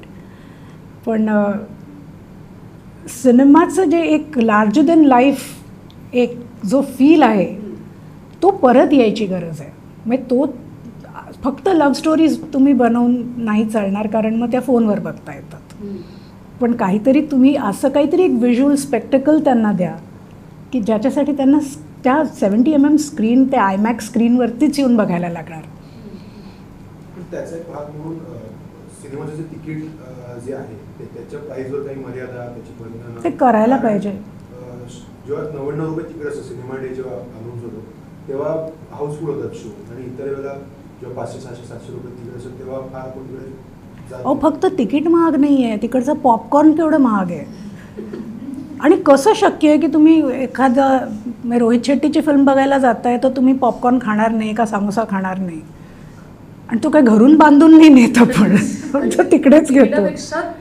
हो तेच ना. आणि माणूस काही एकटा जात नाही चित्रपट बघायला, कुणाला तरी घेऊन जातो बरोबर. एक म्हणजे सिंगल माणूस असेल तर गर्लफ्रेंडला घेऊन जाईल, लग्न झालेला माणूस असेल तर बायका मुलांना घेऊन जाईल. मग ती 4 तिकीटं, मग ते 4 पॉपकॉर्न, मग ते 4 कोक, मग बायकोला समोसा पाहिजे, नवऱ्याला आणखीन काहीतरी बर्गर खायचं आहे. 5-7 हजार रुपये खर्च होतात माणसाचे फटकन, जास्तीच कमी नाही. ते एक साधारण मध्यमवर्गीय माणसाला असं फटकन जाऊन एका दिवशी असं तुम्ही खर्च करून किती वेळेला करणार तुम्ही आठवड्यातून असं. त्यामुळे तुमचा प्रेक्षक तुम्हाला मग त्यापेक्षा ते म्हणतात आपण घरी ते 10 रुपयाचं पॉपकॉर्न मागवा, घरच्या घरी बनवा, पाहिजे तेवढं खा आणि घरी OTT बघा. हे सिनेमाचे तिकिटांचे दर कमी झालेच पाहिजेत, कारण साऊथ इंडियामध्ये हे फार कमी आहेत. म्हणून तिकडे एवढ्या मोठ्या मोठ्या ज्या रांगाच्या रांगा तुम्हाला दिसतात रजनीकांतचे चित्रपट बघायला, फार कमी दराची तिकीटं आहेत तिकडे. आणि एवढ्या कमी दरामध्ये तुम्हाला एवढं काही बघायला मिळतं, म्हणून तिकडे देव म्हणतात सगळ्यांना आणि म्हणून मंदिरं बांधतात ॲक्टर्सची तिकडे. आपल्याकडे 500-550 रुपये तुम्हाला द्यायला लागतात मोठ्या फिल्म्सच्या, तुम्हाला स्टार्स बघायचे झाले तर. आपल्याकडे कल्चरल मिनिस्ट्री सध्या सांस्कृतिक धोरणावर काम करते, नवीन बनवणार असं म्हणता येते. तर सांस्कृतिक धोरणामध्ये तुमच्या सूचना काय असेल, की काय नेमकं अपेक्षित आहे तुम्हाला? माझ्या काही सूचना नाही आहेत.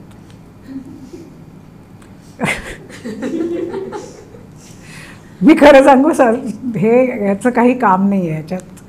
कारण इतकी वर्ष इंडस्ट्री बोलती आहे, म्हणजे आता 100 वर्ष झाली आपल्या इंडस्ट्रीला, अजून इंडस्ट्रीचा दर्जा दिलेला नाही आहे. त्याच्यातच जर आपले काही राजकीय नेते आपले काही करू शकत नाही आहेत, तर इन्फॉर्मेशन ब्रॉडकास्टिंग मिनिस्ट्रीनी काहीही आणले धोरणं, कल्चरल मिनिस्ट्रीनी काहीही केलं तरीसुद्धा how is it going to help the film industry? आपल्या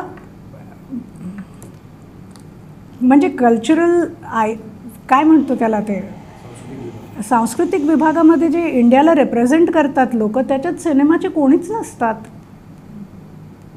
त्यांना सिनेमा हे समहाव कल्चरचा भाग आत्तापर्यंत वाटलाच नाही आहे. आणि जर तुम्हाला सिनेमा हा कल्चरचा भाग वाटतोय तर मग तुम्ही कल्चरल फिल्म्समध्ये तुम्ही थोडं लक्ष द्यायला पाहिजे. कमर्शियल सिनेमामध्ये लक्ष देऊन काय फायदा? ते बनवत आहेत पैसे, त्यांचे प्रोड्युसर्स खूप सक्सेसफुल आहेत. पण ह्या ज्या छोट्या फिल्म्स बनत आहेत सगळ्या, की जे खरोखर जशी तुंबाडसारखी फिल्म आली होती, किंवा अशा आपल्या मराठी फिल्म्स आहेत, बंगाली फिल्म्स बनत आहेत, ह्यांच्याकडे लक्ष द्या ना तुम्ही. त्यांना आज सर्वायवलचा प्रश्न आहे. पण तुम्हाला स्टार बेस्ड फिल्म्सला तुम्ही नुसतं काहीतरी सांस्कृतिक धोरण आणून काही फायदा नाही आहे. हे माझं तरी प्रांजळ मत आहे. आणि त्यातून मला जर कोणी विचारलं तर मग मी काहीतरी विचार करून सांगेन त्यांना नक्की. पण आत्ता मी नुसतं या मटाकट्ट्यावरनं कशाला मी मोफतचा सल्ला देऊ कुणाला. आपण आता सिनेमांबद्दल बोलत होतो, मराठी, हिंदी, साऊथचं सगळं बोलत होतो, पण मगाशी उल्लेख निघाला असंभव मालिकेचा. त्याच्यानंतर मग तुम्ही त्याच्या निर्माती म्हणून ती मालिका तुम्ही घेऊन आला. त्याच्यानंतर तुम्ही आम्हाला मालिकेत, मराठी मालिकेत ग्रहणच्या निमित्ताने तुम्ही दिसलात. हो. जसं तुम्ही मराठी सिनेमे पाहता, म्हणजे सिनेमात तुमचं काम तितकंसं होत नसलं तरी पण तुम्ही मराठी सिनेमे पाहता, तितकं तुमचं मराठी मालिकांविषयीचं काही निरीक्षण आहे किंवा तुम्ही बघता, त्याच्याबद्दल काय वाटतं? आणि आता परत एखादी प्रोड्युसर म्हणून मराठी मालिका घेऊन येण्याचा काही विचार आहे का? सगळ्याचं उत्तर नाही. आमच्याकडे एक तर आम्ही टी व्ही बघत नाही घरात. म्हणजे ही सवय कुठे मोडली, माझा मुलगा 10वीत होता आणि मुलगी 12वीत होती. त्यावेळेला आम्ही म्हटलं की आता ही केबल आपण बंद करायला पाहिजे. सो केबल बंद करायची का इंटरनेट बंद करायचा, असं आम्ही मुलांच्या समोर प्रश्न ठेवला. तर ते म्हणाले की नाही, इंटरनेट नको बंद करूया, कारण कधी कधी आम्हाला काही ऑनलाईन गोष्टी आम्हाला लागतात. We need to find something. So television is fine, we are ready to sacrifice television. आणि त्यावेळेला जो टेलिव्हिजन आमच्या आयुष्यातून बाहेर पडला, त्याचबरोबर अर्णब गोस्वामी, राजदीप सरदेसाई, बरखा दत्त हे पण सगळे आमच्या आयुष्यातून बाहेर पडले, कारण आम्ही न्यूज बघायचो. 2016-17ची गोष्ट आहे. आणि त्यानंतर म्हणजे सवय सुटलीच. त्यानंतर मग माझ्या घरामध्ये, माझ्या बेडरूममध्ये कधीच टी व्ही लागला नाही. आत्तासुद्धा आमच्या घरामध्ये एक आहे टी व्ही फक्त, आणि ती मुलं अर्थात त्याच्यावरती त्यांचं गेमिंग जास्ती चालू असतं. पण मी हिंदी मालिकाही बघत नाही, मी मराठी मालिकाही बघत नाही, मी सध्या न्यूजही बघत नाही. कारण एक तर मी घरात नसते पूर्ण दिवस, मी ऑफिसमध्ये असते. आणि ऑफिसमध्ये ऑफिसमध्ये तर सगळेच कोण ना कोणतरी सोशल मीडियावरती असतं, त्याच्यामुळे मला न्यूज मिळतच राहते. आणि त्यातून जसं काल जे आपलं ऑपरेशन सिंदूर जे चालू होतं ते मी बघत होते, पण मी लाईव्ह बघत होते कम्प्युटरवर, त्याच्यामुळे टेलिव्हिजनची मला गरज नाही पडली. त्यामुळे मालिका मी बघत नाही, मराठी, हिंदी. आणि मालिका मी करतही नाही, कारण मी जेव्हा मालिका करत होते तेव्हा ते वीकलीज असायच्या. आणि त्यामुळे प्रत्येक एपिसोडसाठी 3-3.5 दिवस आम्ही शूटिंग करायचो. म्हणजे वाव होता, त्याच्यात काहीतरी सुधार करायचा, काही सीन बदलायचा, काही क्रिएटिव्ह डिसिजन्स घ्यायचा, काही ॲड करायचा. सध्या त्याच्यात काहीच नाही आहे. आणि डेली सोप म्हटलं ना की ती एक काय म्हणतो, देहाडीसारखं असतं ते. तुम्हाला रोज सकाळी 9 वाजता कामावर जायचं आहे आणि पॅकअपचं त्याच्यामध्ये काही वेळ नसते, तर त्यामुळे you have no family life left. आणि त्यात परत आता लोकेशन्स एवढे दूर असतात, म्हणजे आता नायगाव, उंबरगाव असं कुठे कुठे शूट जर करायचं तर एक तर तेही झेपत नाही. आणि दुसरी गोष्ट म्हणजे मी सुरुवातीपासून मी अभिनय एवढ्यासाठी करते की एका आयुष्यात म्हणजे अनेक आयुष्य जगता येतात. म्हणून आता एकच आयुष्य 10 वर्ष कसं जगायचं आपण एका मालिकेत, म्हणजे it gets boring beyond a point. आणि त्याच्यात तुमचे जवळपास सगळे इमोशन्स दिसतात, तुम्ही सगळे दाखवले जातात त्याच्यामध्ये. त्यामुळे दुसरा एखादी जेव्हा भूमिका तुम्हाला येते त्याच्यात तुम्हाला काही वेगळं देण्यासारखं काही उरत नाही तुमच्याकडे. कारण शेवटी मी पल्लवी दुःखी हो असं म्हटलं की जो माझा दुःखी चेहरा आहे तो तसाच दिसणार, म्हणजे त्याच्यात काही फरक नाही पडणार. तर मग अरे ती तिकडची त्या मालिकेतली राधा जशी होती तशी ह्या मालिकेतली सुमनही तशीच आहे असं होतं मग. तर त्यामुळे मालिका मला करायच्या नाही आहेत. डेली सोप माझ्याच्यानी करवत नाहीत अजिबात. ग्रहण मी एवढ्यासाठी केली की ती एक 100 एपिसोड्सची लिमिटेड स्कोपची सिरीज होती आणि ती आम्ही खूप आधीपासून त्याचं शूटिंग सुरू केलं होतं.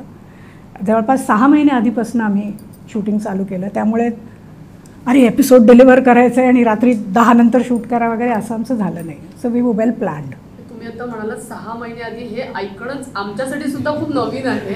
कारण हे आत्ताच्या घडीला तर अजिबातच शक्य नाही याची कल्पना आहे. पण आता छोट्या पडद्याचा म्हणजे टीव्हीचा विषय निघालाच आहे, तर एका कार्यक्रमाचा उल्लेख नाही आपण केला, त्याबद्दल नाही बोललो, ते पूर्ण होणार नाही चर्चा. तो कार्यक्रम म्हणजे सारेगमप. म्हणजे तो कार्यक्रम इतका लोकप्रिय झाला आणि त्याच्यामध्ये गायक तर होतेच चांगले, पण तुमचं सूत्रसंचालन हा ऑलटुगेदर वेगळा लोकप्रियतेचा विषय होता. त्या कार्यक्रमाशी तुमचं स्वतःचं एक भन्नाट नातं आहे. त्या मुलांची, लहान मुलांची आहे, त्या गायकांची आहे.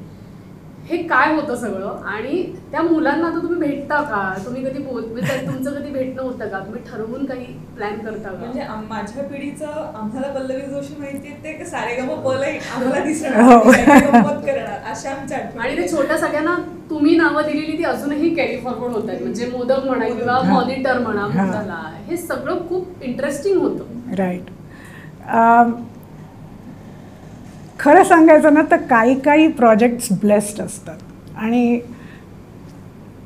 There is some magic that happens. आणि मला वाटतं Sa Re Ga Ma Pa is one such show की त्याच्यामध्ये सगळंच व्यवस्थित, म्हणजे एव्हरीथिंग फेल इन प्लेस आणि सम मॅजिक वॉज क्रिएटेड. म्हणजे त्याच्यात बरं मी सूत्रसंचालन केलं आहे आधी, म्हणजे अंताक्षरी मी करायची, पण अंताक्षरीमध्ये मी अनेकदा गप्प बसायची. त्याच्यामुळे एकटं स्टेजवरती मंचावरती उभं राहून पूर्ण शो कंडक्ट करायचा हे मला फार म्हणजे आवडली होती ही गोष्ट की अरे वा आपल्याला हे करायला मिळतंय पहिल्यांदा, म्हणून एक तर मी ॲक्सेप्ट केलं. आणि दुसरी गोष्ट म्हणजे जेव्हा अजय भालवणकर मराठीत होता, झी मराठीत होता तेव्हा, सो त्याच्याशी माझं जेव्हा बोलणं झालं होतं तेव्हा आम्ही कुठेतरी एक I think we were both on the same page. मी म्हटलं जसं नॉर्मली मराठीत आत्तापर्यंत निवेदन होत आलेलं आहे त्याच्यापेक्षा काहीतरी वेगळं करूया ना. कारण एक मराठीची निवेदिका म्हटली की आपल्यासमोर अशी एक छवी येते की ती तशीच पैठणी नेसलेली म्हणजे अंबाडा, गजरे, मग मराठमोळी एकदम, नाकात नथ, हे सगळं आपण let's break it completely, let's make it as modern as we can. कारण सगळ्या मराठी मुली बघ ना आज किती मॉडर्न आहेत. So let me become their representative. नाही वाटलं, नाही आवडलं लोकांना तर we can always come back, पण लेट्स ट्राय. पण आम्ही ते ट्राय केलं आणि Ajay was also on board आणि त्याप्रमाणे कॉस्ट्युम्स वगैरे झाले सगळे. आणि पहिल्या दिवशी जी माझी कॉस्ट्यूम करत होती, नेहा नावाची मुलगी आहे, तिने पूर्ण शो तिने केला होता.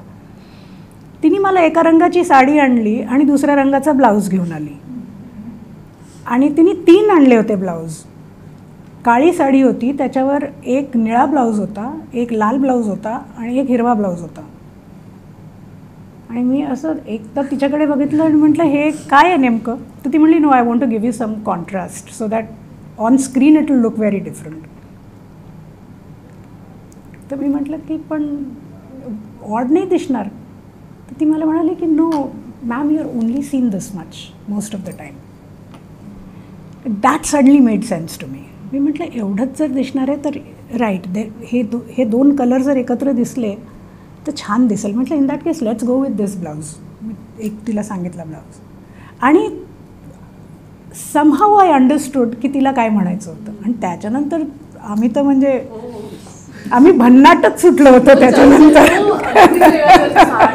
चर्चेचा विषय असायचा म्हणजे काय हां, आणि तो अवधूत पण टपलेला असायचा की काहीतरी मिळतंय आता बघू बहुतेक. पण सारेगमप खूप स्पेशल एवढ्यासाठी होतं की हा सगळा म्हणजे मजेचा भागही त्याच्यात होता, भरपूर करमणूकही व्हायची लोकांची. पण ज्यासाठी तो कार्यक्रम लोकांसमोर आणला होता ती बाजू चोख होती. म्हणजे गाणारे सगळे अगदी पहिल्या ह्याच्यापासून सीझनपासून तुम्ही बघा, पहिल्या ज्यात अभिजित कोसंबी जिंकला होता, त्याच्यानंतर वैशाली भैसणे, मग भैसणे माडे आणि हा आपला प्रसाद ओक, मग ती यज्ञेश्वर लिंबेकर आणि एक संगीता गोडबोले मला वाटतं, हे 2 जण जिंकले होते. आणि गायक एकापेक्षा एक असे, ऋषिकेश रानडे सेलिब्रिटी याच्यामध्ये आला होता, कार्तिकी जिंकली लिटल चॅम्प्समध्ये. मग एकाहून एक सगळे. मग गाण्याची जी बाजू होती ती इतकीसुद्धा कॉम्प्रोमाइज झालेली नव्हती, इतकीही नाही. आणि विशेष करून लिटल चॅम्प्सच्या बाबतीत असं व्हायचं की ती इतकी निरागस मुलं, इतकी गोंडस मुलं, आणि त्यांना काही विचारलं की जशी लहान मुलं वागतात तशी वागायची येऊन. पण माईक घेतला हातात की काय म्हणजे तर बालगंधर्वच उतरलेत खालती असं वाटायचं खरोखर, असे गायची मुलं. तर त्यामुळे ते प्रत्येक माणसाला आहे ना, ते आपली स्वतःची मुलगी तिकडे उभी राहून गाते, आपला मुलगा उभा राहून गातोय असंच वाटेल. आणि माझी कर्मधर्म संयोगाने माझी मुलं मुग्धा आणखीन कार्तिकीच्याच वयाची होती तेव्हा. माझी मुलगी, म्हणजे मुलगा आणखी लहान होता त्यावेळेला, पण ते त्याच वयाचे होते. त्याच्यामुळे मला सारखं असं वाटायचं की अरे माझी मुलगी आत्ता उभी राहून इथे गात असती आणि तिने जर चूक केली असती तर मी काय तिला, म्हणजे कोणती निवेदिका जी आहे तिकडे तिने कसं वागावं तिच्याशी असं मला वाटेल. मग मी कुठेतरी ती आई आतली आहे ना यायची बाहेर सारखी.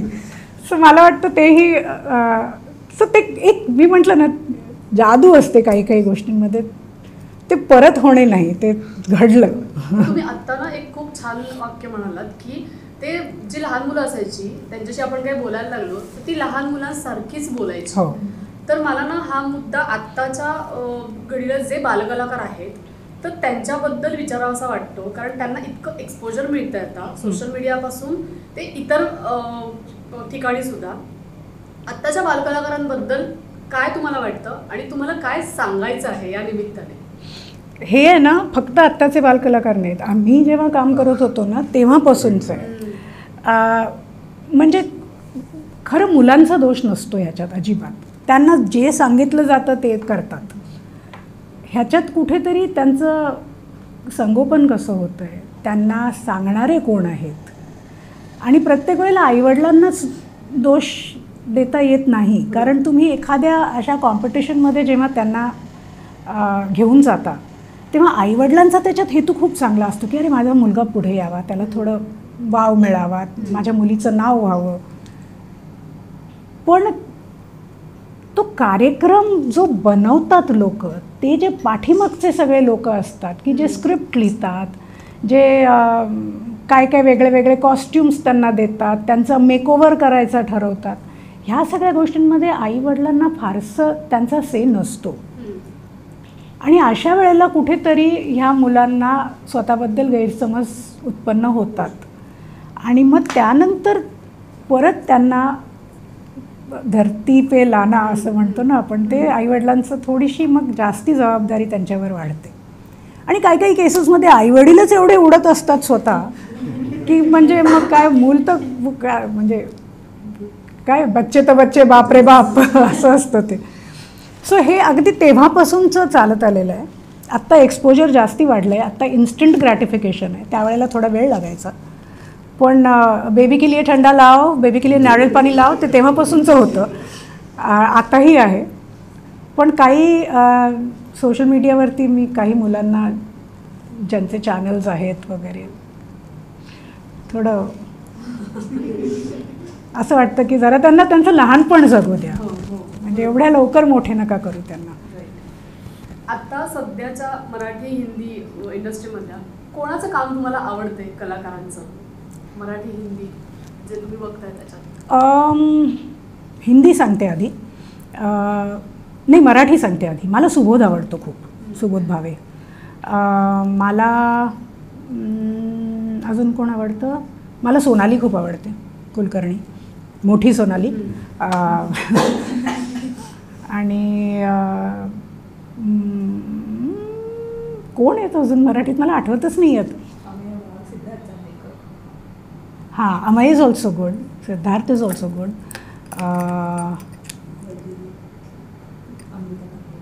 Amruta is good. हां, सई पण चांगली आहे. पण माय फेवरेट म्हणाल तर मला सुबोध आवडतो, कारण सुबोध काहीतरी खूप जीव ओतून करतो काम आणि काहीतरी वेगळे पण त्याच्या प्रत्येक भूमिकेत काहीतरी स्वतःनी काहीतरी ॲड केलं आहे हे दिसतं प्रत्येक वेळेला. सचिनही आहे of course, Sachin has always been my favourite. आणि हिंदीमध्ये सध्याच्या पिढीमध्ये मला आलिया आवडते, कारण तिने खरंच मेहनत केली आहे स्वतःवर. मी कृती सानन जेव्हा नवीन नवीन आली होती तेव्हा मी म्हटलं होतं हे काय आहे, पण मला आता खरंच ती आवडायला लागली. Even she has worked very hard. आणि कोण आहे हिंदीत? हिंदीतल्या अभिनेत्यांमध्ये Ranbir Kapoor is very good. He has the potential. त्याला तो कपूर आशीर्वाद आहे. रणवीर सिंग पण चांगला आहे, पण तो थोडा कधी कधी जास्ती करतो, त्याला थोडा आवरायला लागतो, पण मूळचा आहे त्याच्यामध्ये. आणि कोण बरं,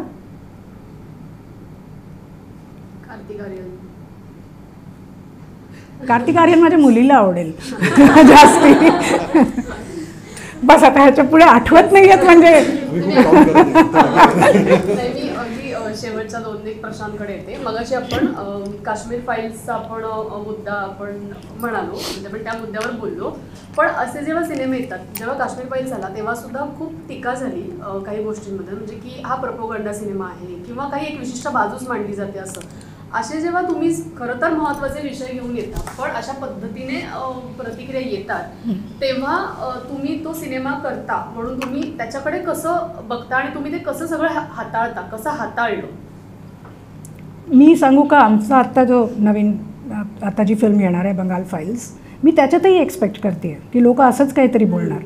कारण काय आहे ना, प्रत्येक माणसामध्ये काय म्हणू, हिंदीत बोलायचं झालं तर इतनी कुवत नाही होती की वो सच एक्सेप्ट कर सके. आणि काहीही बोला तुम्ही, प्रोपोगंडा म्हणा किंवा काहीही म्हणा, सत्य सत्य असतं. सत्य कधी लेफ्ट किंवा राईट नसतं, ते सत्यच असतं. आता ते तुम्हाला जर एक्सेप्ट करता येत नसेल तर नका करू. ते जर तुम्हाला एक्सेप्ट करायचं असेल तर आवर्जून सिनेमा बघा, त्याच्यातून काहीतरी शिकायला मिळेल. जसं मी म्हटलं की भूतकाळाविषयी जाणून घेणं गरजेचं आहे.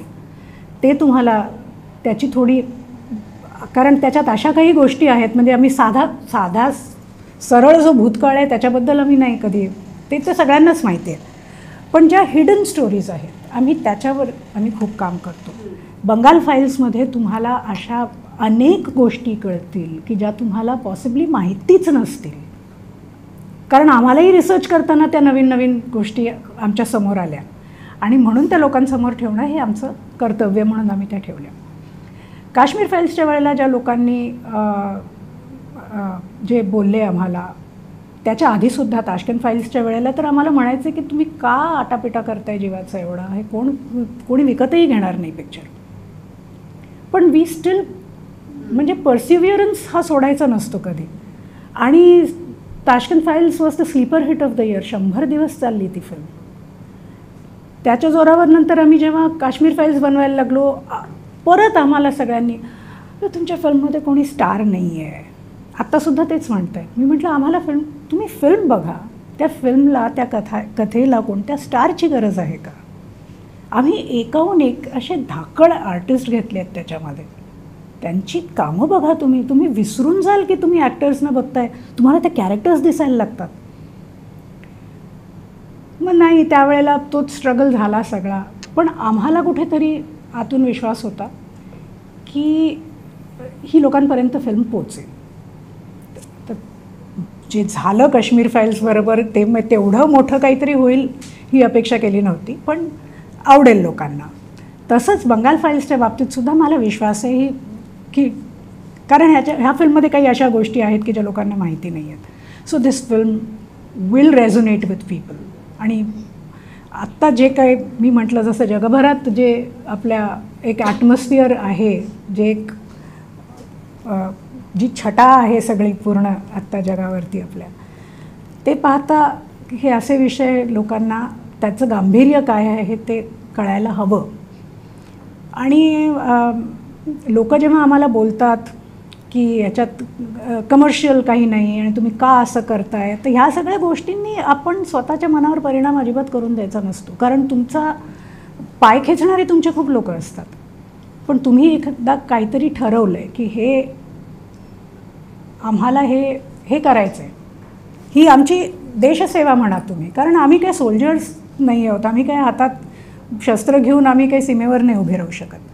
मग देशसेवा कशी करायची, ती आपल्या कामातूनच करायची. म्हणून विवेक आणि मी, आम्ही स्वतःला क्रिएटिव्ह सोल्जर्स म्हणतो की आम्ही आमच्या कामामार्फत आम्ही जे काही आम्हाला जी सेवा करता येईल ती आम्ही करतो. त्याच्यात जर तुम्हाला म्हणायचं आहे की आपल्या आर्मीच्या अगेन्स्टसुद्धा बोलणारे किती लोक आहेत, तर तुम्हाला बोलायचं आहे ते बोला. हा माझा मार्ग ऐकला, जसं आम्ही नेहमी गात असतो घरी, ऐकला चालो दे, तेच करायचं. पण हां, अर्थात ही वाट काही फार सोपी नाही आहे, कारण प्रत्येक फिल्मच्या आधी तुम्हाला स्ट्रगल करायला लागतो. प्रत्येक फिल्मसाठी फिनान्सचा स्ट्रगल, डिस्ट्रीब्युशनचा स्ट्रगल, म्युझिकचा स्ट्रगल, सॅटेलाईटचा स्ट्रगल. कारण प्रत्येक ठिकाणी येतं की अरे बाबा ही जर फिल्म चालली नाही तर, कारण ऑब्व्हियसली हे सगळे बिझनेस व्हेंचर्स म्हणून बघतात लोक. पण बघू, you win some you lose some. रिसर्चचा पण स्ट्रगल असतो. हा सगळ्या फिल्मवर करताना अशा फिल्मचा रिसर्च खूप लागतो. किती काळ तुम्ही देता? बंगाल फाईल्सचा आम्ही 4 वर्ष करतो आहे रिसर्च. काश्मीर फाईल्सचा जवळपास आम्ही 3 वर्ष करत होतो रिसर्च. पण काश्मीर फाईल्सच्या वेळेला आम्हाला बऱ्याच लोकांचे इंटरव्ह्यूज घ्यायचा आम्हाला स्कोप होता. त्याच्यासाठी आम्ही ट्रिप्स केल्या, कारण आता ते म्हणजे जे पूर्ण विस्थापित झाले जेव्हा तिकडनं, तेव्हा सगळीकडेच गेले, जगभरात पसरले आहेत ते. त्याच्यामुळे अमेरिकेत काही इंग्लंडमध्ये, काही इतर युरोपच्या देशांमध्ये, कुठे ऑस्ट्रेलिया, कुठे न्यूझीलंड, सिंगापूर, काही बँगलोर, पुणे, जम्मू, दिल्ली असेही आहेत. तर म्हणजे आम्ही तशा ट्रिप्स प्लॅन केल्या, काही आम्ही केल्या, काही आमच्या टीमनी केल्या. आणि मग त्यांचे लाँग फॉर्मॅट आम्ही, जसे वॉर क्राईमसाठी ट्रिब्युनल्स बनवतात ना, आम्ही तसं स्वतःला ट्रिब्युनल समजलो. आणि मी म्हटलं लाँग फॉर्मॅट इंटरव्ह्यू ह्यांचा घेतला पाहिजे. आणि कुठेही त्यांना असं प्रॉडिंग नाही केलं की हां अच्छा असं झालं का, मग काय झालं, कुठेही नाही. असं सांगा, यू टेल युअर स्टोरी. आणि कुठे जेव्हा त्यांना खूप जास्ती गहिवरून येत होतं आणि त्यांना बोलता येत नव्हतं, तेव्हा एखादा टचवर्ड त्यांना द्यायचा की हां okay, go on, speak, we are here.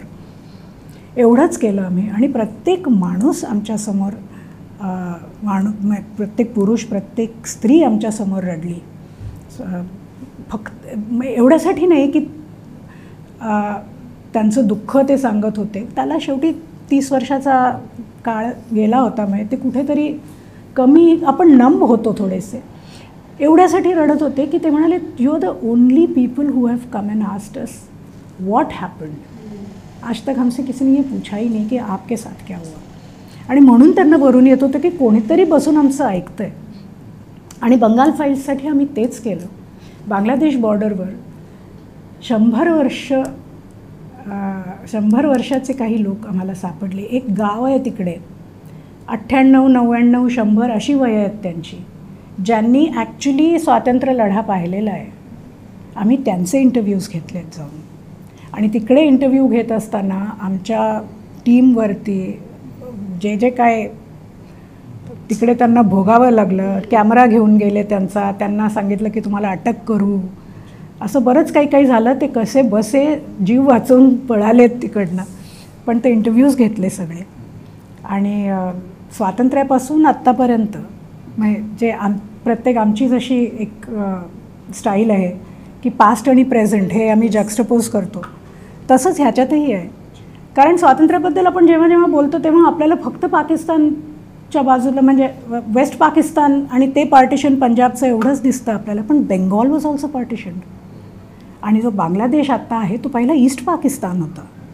So तिकडेही जे स्वातंत्र्य लढ्यात जे काही झालं आहे तो इतिहास लोकांसमोर तसा आलेला नाही आहे. कोणी त्याच्यावर चित्रपट बनवले नाही आहेत. कारण आपल्या इंडस्ट्रीमध्ये जास्ती करून पंजाबी सगळे असल्याकारणाने नॅचरली पंजाबच्या विषयी जास्ती त्यांना they felt more about Punjab. बंगालबद्दल कोणी केलेलं नाही आत्तापर्यंत. अगदी शेवटची एक फरमाईश म्हणूयात, मगाशी मी गायिका पण म्हणत होते, तर आम्हाला एक काहीतरी छान. मी खरं सांगू का, हे उगाच लेबल लागलंय. I am not a singer, I am merely an actor who like singing. चालेल, तुम्ही लाईक्स म्हणून नाही करता. कारण माझी आई जर आत्ता असती ना तर तिचं असं वगैरे बघितलं असतं लगेच. मी जेव्हा अंताक्षरी करत होते तेव्हा माझा एक खूप चांगला मित्र आहे अश्विन बलसावर, तो स्वतः ऑडिओग्राफर आहे. सो तो होता आमच्या टीममध्ये. आई आली होती माझी पहिल्या एपिसोडला आणि आई सिंगर होती. तर तिला अश्विनने जाऊन विचारलं की छान गाते ना पल्लवी. तर आई आपली अंताक्षरीपुरतं ठीक आहे असं म्हणाली होती. त्यामुळे मी म्हटलं बरं आहे आता ती नाही आहे, नाहीतर ते गायिका वगैरे तिने ऐकून घेतलं नसतं. नाही, पण आम्हाला खरंच आवडतं तुमचं गाणं, तर आम्हाला असं आवडेल तुम्ही 2 वेळ आमच्यासाठी मिळणार?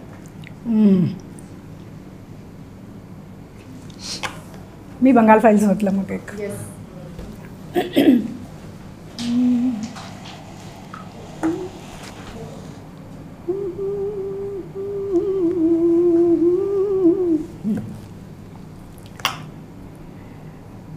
ইশারা কইবি কথা গোঠে মাঠে রায় রাইলু ইশারা কইবি কথা গোঠে মাঠে দেখিস যেন কেউ না জানে কেউ না বুঝে কেউ না শুনে কিছুদিন মনে মনে কিছুদিন মনে মনে মনে মনে ঘরের কোণে শ্যামের পিরিত রাগোপনে কিছুদিন মনে মনে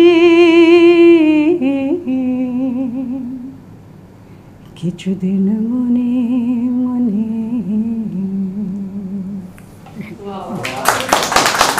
थँक्यू. खूप छान वाटलं मॅम. खूप वेगवेगळ्या विषयावर आपण गप्पा मारल्या आणि काही गोष्टी आम्हाला नव्याने कळलेल्या आहेत.